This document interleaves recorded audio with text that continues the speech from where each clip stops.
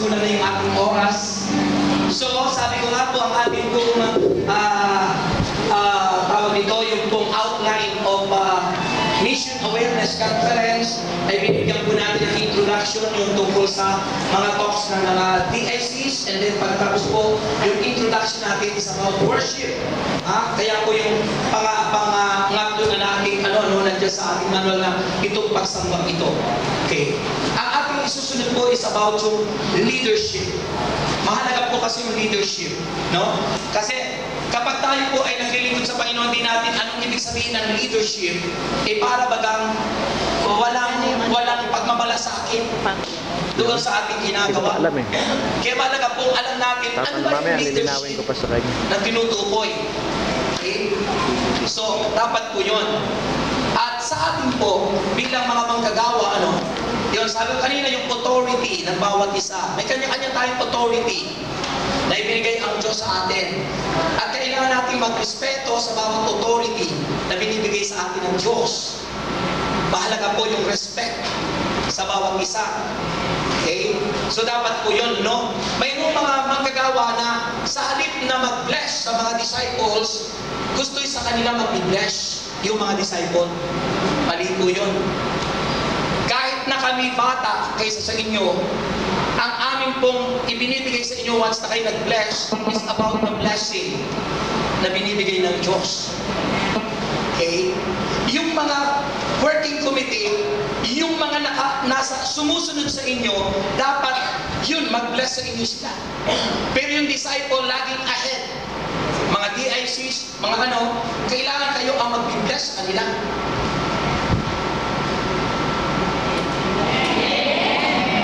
Kinukorek natin, tinatama. Okay?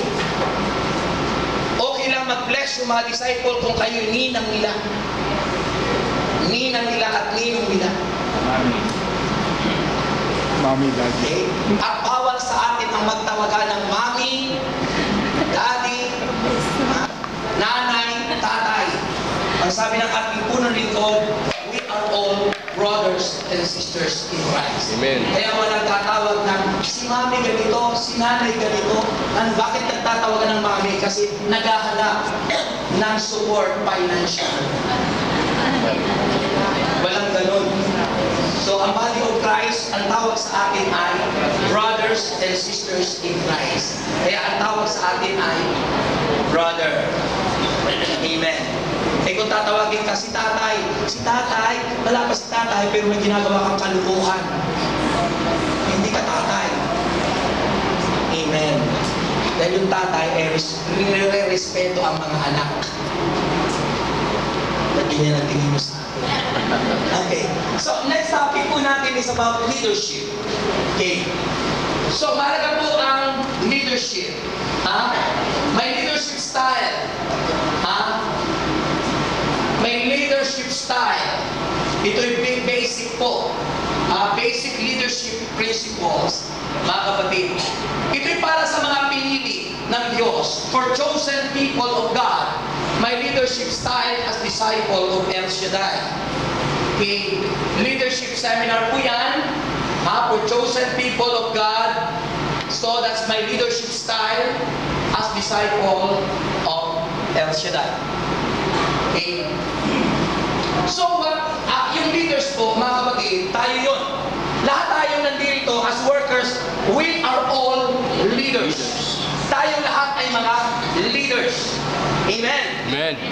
Tayo lahat ay mga leaders. So, iba't ibang klase ng leader, mga kapatid. Types of leaders, attributes, katangian. Ibig sabihin ng attributes, katangian, elements of leaders, yung mga elemento. Ano ba sa exact word in Tagalog o in Filipino ng element o nilalaman ng isang tagapanguna. Elemento. Okay. So, yun po. So, unang mga tagapanguna is from the government. Iba yung mga leaders sa gobyerno, the president, the vice president, yung gabinete, yun po yun, no? And then, leaders in the family, the father, the mother, ang kanilang tagasunod, yung kanilang mga anak. And then tayo ngayon, ito ang ating pag-uusapan, spiritual leaders. Tayo po yun, mga spiritual leaders. Okay. So, mahalaga po yung leadership. Yan yung sa ating, sa mga bansa, no? Makikilala niyo po kung sino siya. A great speaker in leadership. Kilala niyo siya? Hindi niyo kilala. Siya rin po isang Kristiyano na nagbibigay ng mga seminars not only in a Christian community but also in mga companies. Nagbibigay po siya ng leadership. Sino po siya? Siya po si John C. Maxwell. Famous ang kanyang mga books about leadership. Talagang best seller po ang kanyang mga aklat. So, kung pag-uusapan ng leadership, napakahusay at siya po ay mayroong group na nagbibigay ng mga seminars sa mga company. Mga kapatid. Okay. So, sabi po ni Maxwell, a leader is someone who leads. Ang isang leader po ay isang tao na nagli-lead. Siya yung tagapanguna. A leader is someone who leads. So yung po ang definition ng leader ayon kay Maxwell. Okay. Kung tinignan niyo po ang illustration, ano nakikita niyo? Ano nakikita nyo? Ang hila naman ang boses. Da. O ano ba sa Tagalog yung da? Ako. Kaso number 1 pa lang yan, pawan yan. Pawan na may mga anak. Okay. Tingnan niyo po yung da na yan. Ano nangyari ano?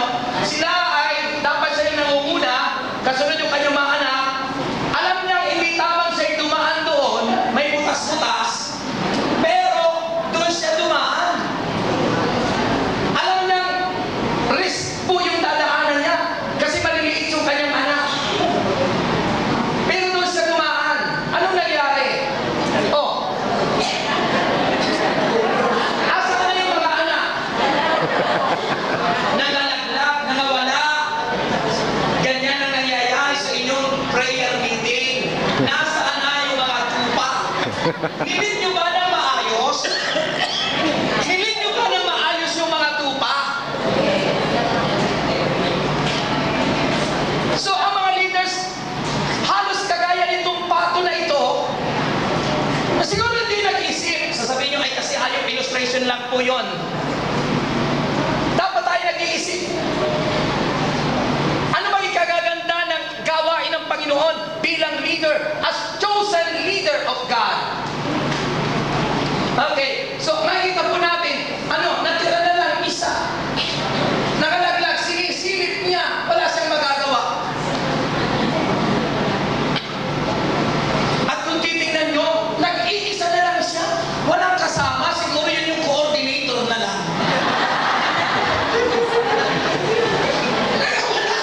Yung mga kasamahan.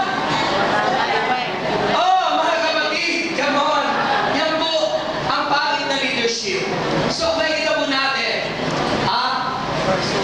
tandaan po natin ang leadership, yung being leader, kailangan po tayo may personal commitment.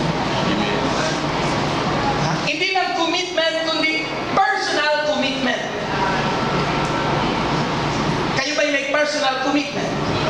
Pag sinabing personal, decision nyo yun. Hindi pwedeng sabihin, ay, hindi ako makakapunta kasi hindi ako pinayagan ni ganito. Personal commitment mo yun, bakit idadamay mo si ganito? Kaya nga personal commitment, you need to decide. Hindi pwedeng pagdating ako, ay, hindi ako pinayagan ni ganito. That's not personal commitment.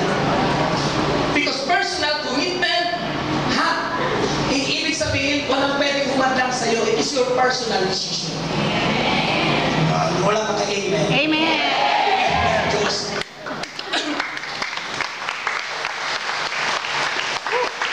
And what is personal commitment, mga kapatid? Ha? Commitment, it is a pledge or promise. Pledge. Hindi po yan ibig sabihin yung nagpapakinis ng babahan. Pledge.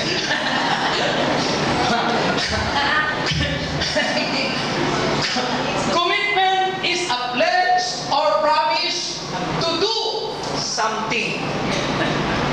Ha? Yun ang commitment. Ito'y isang, ano sa Tagalog ang pledge? Yun, other word in pledge is promise. Pangako. Pangako. Pangako mo. O diba? Pangako. Ano yung pangako? To do something. Yung gagawin mo. Yung mga bagay na pinangako mo. To do something. Eh, ang dami ng mga pinangako ng iba. Pag nawala ng posisyon, nawawala. Yan ang sakit. Doon nakikita ko yung immaturity ng Kristiyano na maglilingkod lang pala dahil may posisyon. So, anong ibig sabihin na na-possess ng posisyon? Okay, immature po yun. Hindi po mature Christian. Kasi we can serve God even though that we have no position. Makapaglilingkod tayo sa Diyos kahit na ikaw ay hindi coordinator, kahit ikaw ay naalis, hindi ka na naging council, hindi ka na naging working committee, hindi ka na ganito, hindi ka na ganyan. Because personal commitment, it remains. Nananatili po yun. Amen. Next is, it is a dedication. It is a dedication. Commitment is not only a pledge or promise, but commitment is a dedication to a long-term course of action, project, or relationship. Remember the word action sa proyekto or sa relationship.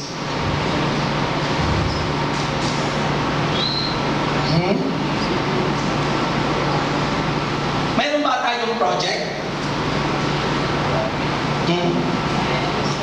Mayroon ba tayong project sa lang? Amen. Anong sagot? Yes or no? Yes. Anong project natin? Na dapat tayo ay may uniform this coming anniversary sa convention at retreat na ina-announce na ngayon. To identify that we came from Lamb. It signifies the unity. Kasi makikita doon na, nagkakaisa sila kasi gano'n na. Not only in uniformity, but sa kabila ng lahat yung diversity, kahit na tayo po ay magkakaiba, pero at least may papakita natin na, obedient ang mga Tagalog. Ang hina. Amen. So yun po yun. Dedication. Ano sa Tagalog ang dedication? Ha? Ano ibig sabihin ng dedication? Kanina, pangako. Dito naman, dedikasyon, dedication. Pag sa letra for letra sa Pilipino, dedikasyon. Ay pag talagang iyong uunawain, anong ibig sabihin?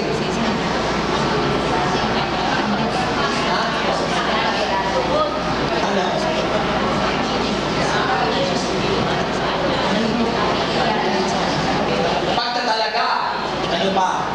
For letra, didikit ka. Kanino ka didikit? Hindi kay Brother Rex. Kanino ka didikit? Hindi sa leader nyo. Kanino ka didikit? Ang ano ibig sabihin ng didikit? Didikit, ibig sabihin, you offer yourself. You give yourself to God. Amen? Kaya po yun ang commitment. Ano pa? Sabi po, yung awesome power of commitment. Ano daw yung awesome? Ha? Ano bang ibig sabihin ng awesome? Ha? Kamangha-mangha, kahanga-hanga, grabe, ano pa?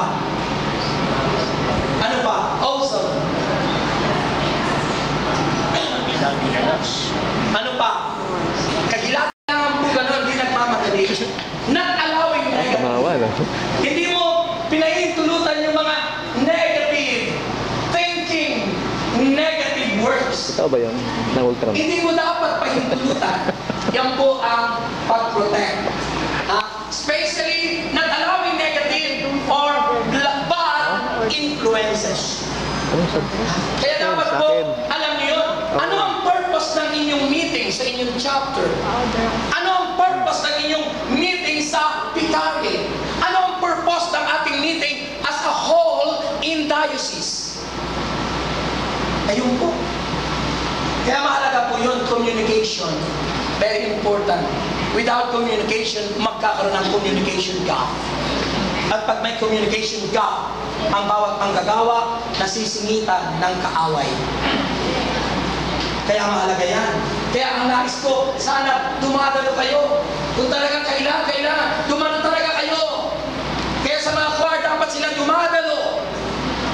Hindi lang pag-diocesan pupunta. Amen po ba? So yun, kailangan. Next. Ay may karugtong pa pala. It protects from wasting our life, not developing character flaws. Yan, yung mga pag-ugali na hindi maganda.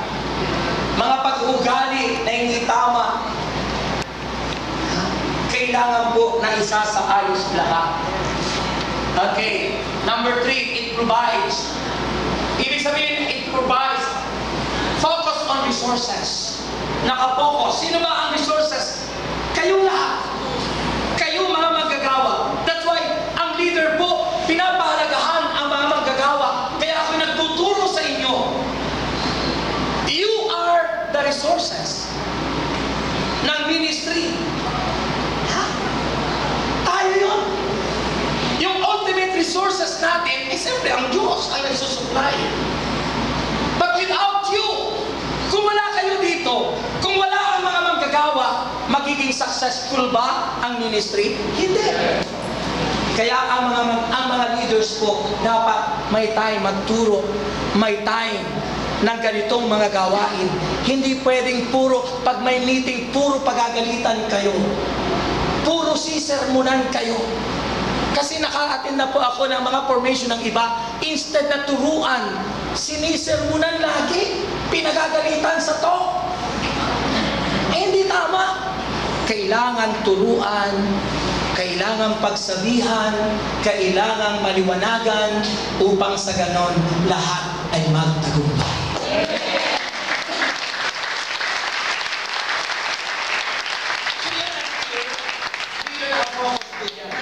Sa resources. Okay. So, yan po. Dynamic of commitment. Ano ang dynamics of commitment?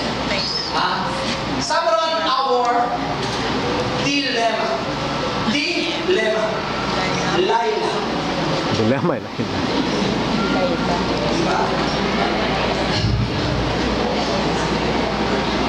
Dynamics of commitment, our dilemma. Laila. Diba? Ano ang Laila?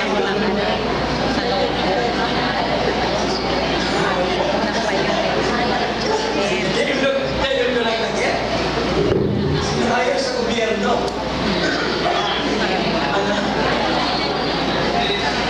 Yung justice. Justice na lang. Our dilemma, ano sabi ng dilemma ito? Many people start well, but you end well. Kanina nga akala ko nga, kukunti lang ang pupunta kasi minsan tayo mga hingas ulo. Maganda lang sa umpisa. Pero at the end, kukunti lang yung nagiging tagumpay. Kaya sabi lang, many people start well. Nag-umpisa sila, maganda, maayos. Pero habang tumatagal, kukunti lang ang natatapos na maayos at maganda. Kasi, hindi maayos ang ginagawa. Hindi nagiging tagumpay. Kaya yun yung dilema. Yan yung dilema, mga kapatid Kristo. Many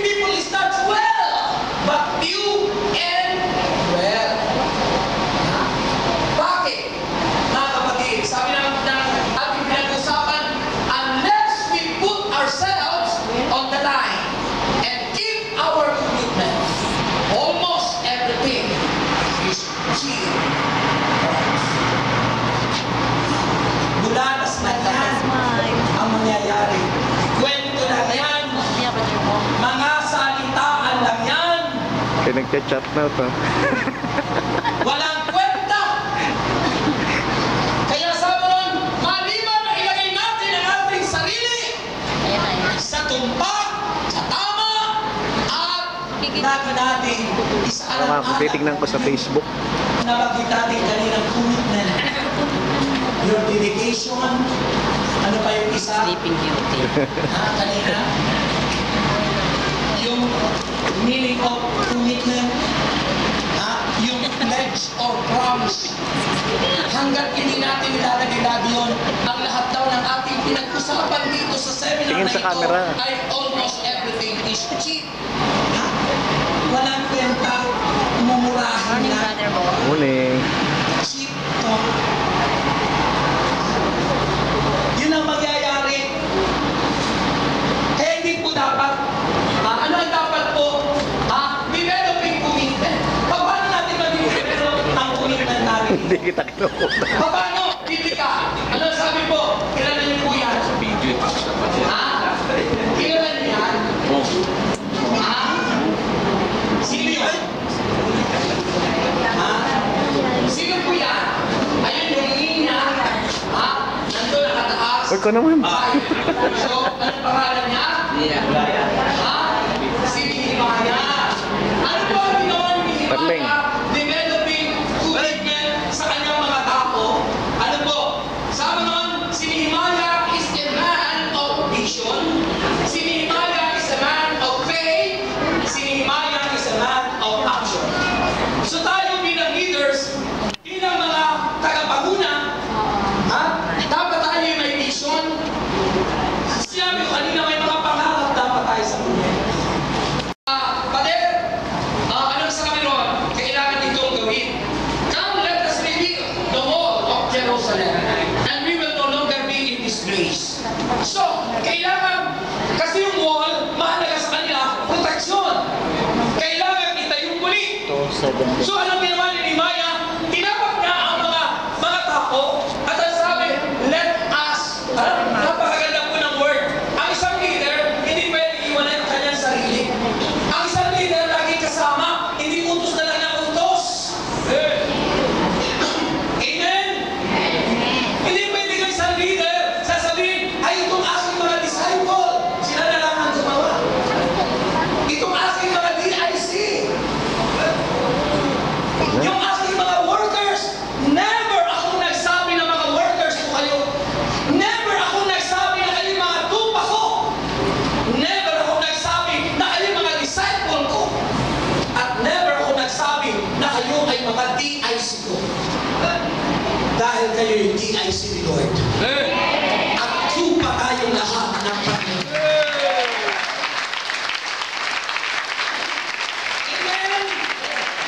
So sabi ni Nehemiah, come let us rebuild. Kasama siya.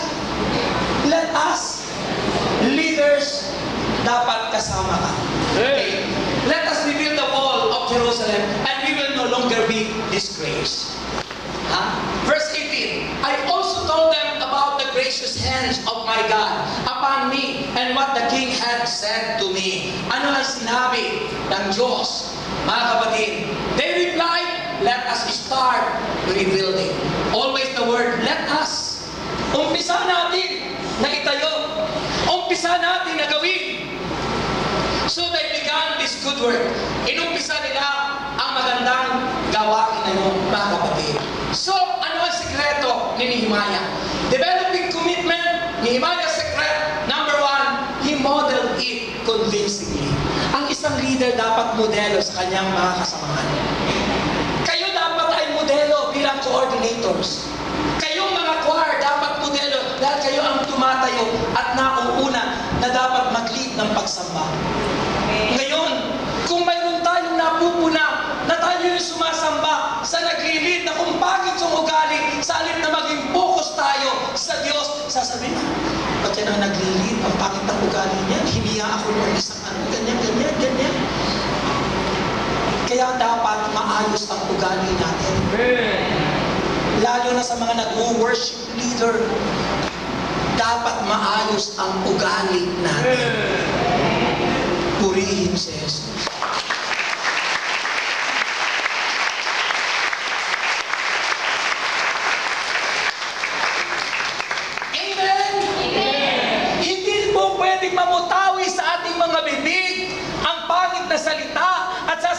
Ay, hindi naman yan disciple ng Amor Solo.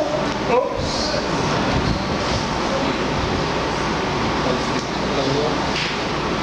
Bakit iba ba ang respeto como DIC or diocesan preacher sa preacher ng Amor Solo? It's the same. Isa lang yan. Bakit iba ba yung Diyos na pinaglilingkuran ng mga disciple from diocesan? Iba ba yung Diyos namin mga taga-Amor Solo sa Diyos ng mga disciple from Diocese of Parañaque? Mga kapatid, iyan ang maling-maling pag-uugali. Ang Diyos ay isa. Kaya nga maging sa Amber, sabi ko minsan, bakit pag wala si Brother Mike, bakit ang pangit minsan ang sound? Bakit minsan ganon? Bakit ganyan? Bakit ang Diyos ba nandyan lang pag si Brother Mike nandyan? Kaya sa pag kami nag-meeting, sinasabi ko, mga kapatid, ang Diyos, sino mang tumayo, diocesan preacher man yan, elder man yan, SPD, o sino man yan, ang Diyos ay ginagamit ang tao niya. So, respect them! Irespeto! Hindi yung sa ating panaman, mag-uumpisa yung ganong mga salita. Okay? Sa panahong tulad nito, dito tayo nagtutweet.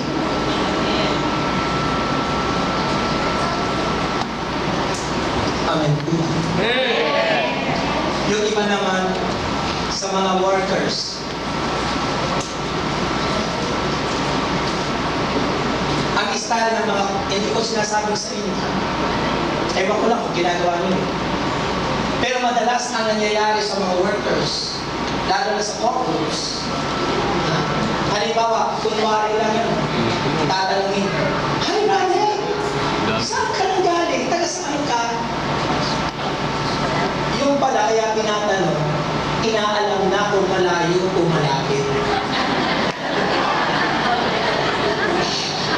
At doon i-base nila, kung malapit lang, ay sasabihin nila sa mga, "Ay, kaya mo lang natin, kasi taga lang naman na sa namin."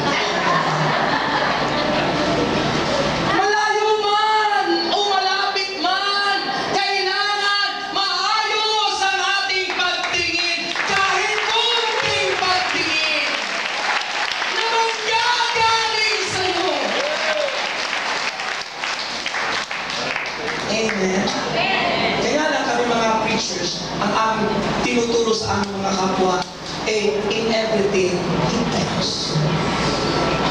Kaya lang bilang pagtuturo ko sa inyo, bahagi ng pagtuturo para ituwid at itumpak itama ang mga maling karakter na ginagawa ng ilan sa mga working committee, core groups o mga manggagawa sa mga chapters.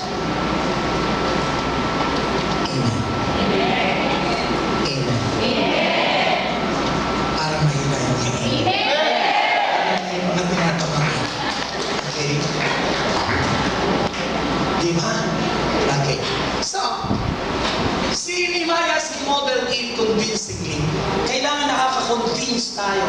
Kailangan modelo tayo. Hindi po tayo dapat maging yung bang kung sa ano ay parang kinamumuhian kasi pangit yung ipinapakita natin. Okay. Next. He realized sa pagiging modelo ni Nehemiah na kinonvince niya yung mga kasamahan niya na itayong muli ang wall of Jerusalem. Sabi ron, he realized that personal commitment always begin with leadership. Ang personal commitment ay laging nag-uumpisa sa atin bilang mga leaders. Nag-uumpisa dapat lagi, iniisip mo lagi that you are leader. And being leader, yon, pakita mo yung leadership mo. Pakita mo yung ginagawa mo as leader. Mga kapatid. So yun po, motivation is much more talk than talk. Ha? Motivation is much more talk than talk. Ha? Ano ibig sabihin nun? Ang motivation po, hindi lang ibinabatay sa pagtuturo. Ha? Nakita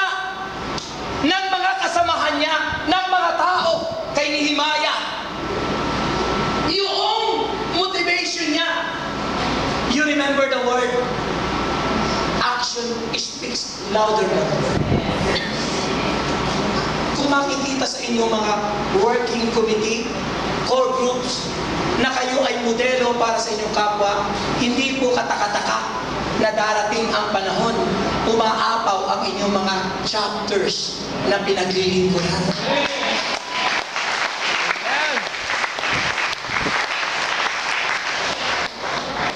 Sabi po ni Maxwell, everything rises and falls in leadership. Lahat ay pwedeng ang pananagumpay o anuman ay laging doon po sa naglilid. Kaya sabi ron, everything rises and falls in leadership. Yung ikatatagumpay natin, nasa sa leader yun. Yung ikababagsak natin, nasa sa leader din yun. Yung ikatatagumpay ng inyong chapter, nasa namumuno sa inyo. Kaya sabi ng iba, kaya umuunti ang ilan, hindi lahat ha, ang ilan sa mga chapters, ang attenders, kasi natitisod sa mga leaders. Natitisod doon sa core group. Kaya ayaw na. At maging yung asawa mo, mga anak mo, kaya ayaw dumalo. Ang sabi ng isang pamilya, idadalo lang ako dyan sa prayer meeting na yan kapag hindi na yung asawa ko naglilid yan. Kasi alam na alam nung kanyang asawa yung ugali ng kanyang misis. Pag nasa bahay, magaling lang magsambat, magpuri, pero pagdating ng bahay, bungangera.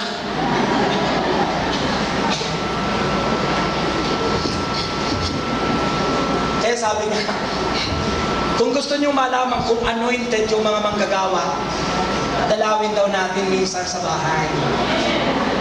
Siguro maganda kung minsan i-schedule natin yung visitation, dadalawin natin yung mga bahay ng mga core groups, kasama ang DIC o kaya si Brother X, at mag-i-interview ako sa mga anak. Sikreto. Halimbawa, nandun nga tayo, pero hindi naman nila alam, pero pupunta, tatawagin ko halimbawa yung pangalan na anak, magkukwento ako. Kasi sa pagsasalita pa lang, sa mga sagot, ng mga anak, ng kasambahay, malalaman ko na kung anong ugali ng kanyang nanay. Eh dito na lang, alam ko yung mga ugali. Sa kunting panahon pa lang ha, na pagsasama natin, alam ko na kung sino yung mga kuripot, kung sino yung mga bigay, kung sino talaga yung mga makakasahan ng mga likod ng Diyos, yung hindi tumitingin sa mga kung ano-ano. Alam ko na yung mga lingkod ng Diyos na tinitingnan yung pera. Nakikita. Sa salita lang. Nakikita ko yung mga ugali. Ako may tatanong sa inyo kung sino yung sinasabi. Hindi ko kasi kilala pa yung mga, hindi ko memorize lahat yung pangalan ng working committee. Itatanong ko yung working committee na yun, na di umano kasama ng ganung disciple, kasama nandun sa misyon. Bawal yan. Bawal yun. Bakit? Asawa ka ba nun? Tapos sasama-sama ka dun? Amen. Kaya ako, ganun na yun. May kita ko. O, halimbawa, yung sabay-sabay kami nagtaksi nung isang sister ko sa hindi ako sumakay doon sa unahan o siya ang pinasakay ko sa unahan, ako sa likuran. Hindi ko pwede kung kami dalawa lang, magkatabi kami. Kasi pag may nakita ba, may kasabay si Brother, magkatabi sila.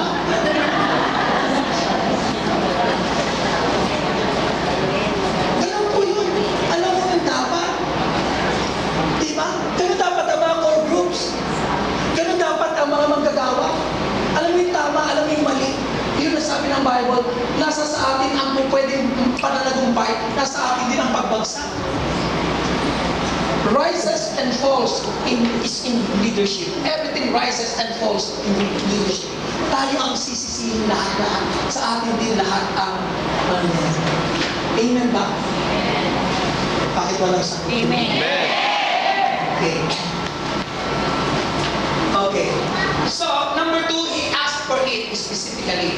sinabi niya lahat. Yung kanyang Pangalawa, so sinabi niya, kailangan sabihin hindi ba yung pinagchichismisan lang. So he asked for it specifically. When we ask our people for a specific commitment, we get a specific commitment. When we ask our people for a specific commitment, we get a specific commitment. So, kaya mahalaga yung meeting. Kaya mahalaga yung pag-uusap nyo. Kung ano yung gagawin, sabihin nyo na maayos. Pag-usapan nyo para yung inyong ginagawa, maayos din yung result. Amen? Ay meron naman pinag-uusapan, pero may mga tao, may pinag-uusapan na nga, pero minsan, ayaw pa rin. Parang bato. Parang bato. Ano mo yung bato minsan, Minsan, mas mabuti pa nga yung bato, yung simento. Minsan yung lababo, tumutulong ka niya, makikita mo, butas na yung simento. Minsan, tulo na ng tubig. Ay minsan, yung salita ng Diyos, panay na ang sabi, ang titigas pa rin natin. Ang titigas. Ang luluto.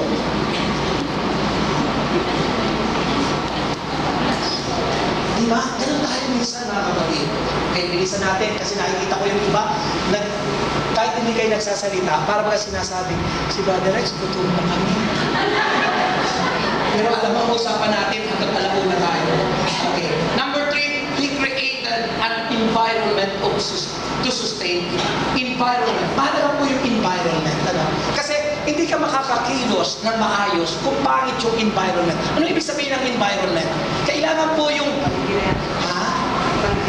hindi po yung kapaligiran na nakikita natin. Kundi yung ating kalalagayan na kung saan ay napipil mo, nararanasan mo, yung ikaw ay acceptable, ikaw ay yung environment. Kaya halimbawa ito, time of worship, that environment is filled with the Holy Spirit. Yung ganun ba? Hindi yung kung muna sa squatter yun ang environment. Hindi ganun. Ano ibig sabihin ng environment?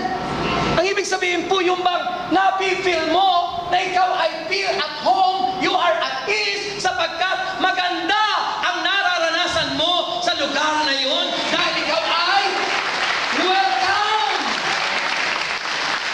Amen! Yun po yun. So He created an environment to sustain kasi He motivated the people. Minotivate ni Nehemiah. Okay. So, Nehemiah organized the people for ease. Ayan, yung sinasabi ko, you feel at ease. Yan, maayos, nararamdaman mo. Ang hirap yata po mga kapatid na ikaw ay leader. Ikaw ay ano tawag dito? Ikaw ay coordinator. Pagkatapos yung mga kasamahan mo ay hindi ka tanggap. Hindi ka tanggap. Pero hindi mo inaalam, bakit kaya ako hindi tanggap nito mga tao ito? Kasi yung ginagawa mo, ikaw na lahat, ikaw na ang drummer, ikaw na ang singer, ikaw na ang leader, ikaw na lahat. Pati yung pagiging sekretary, gusto mo ikaw na